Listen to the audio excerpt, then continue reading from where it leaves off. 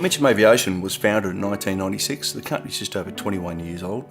We're an advanced fabrication and design house. Our skill sets are primarily composites, sheet metal, machining, engineering design, painting and alike.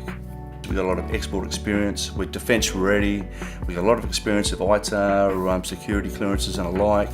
We've got a highly skilled workforce and we do a lot of prototype to production work. And having the skill sets in the whole of the structure side gives us the ability to be able to be very flexible.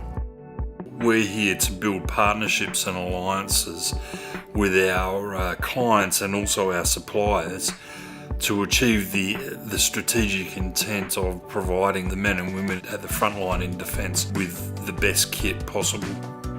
Being involved in the Virtual Shipyard program, it's an opportunity for the company to be exposed to some very high-end software packages so that we can benchmark ourselves against what world's best practice is. Not just how engineering detail is going to be exchanged, but how at an operational level and with companies overseas. It's a very important demonstration from us to the companies who are going to be thinking about doing business with us in Europe that we are digitally ready.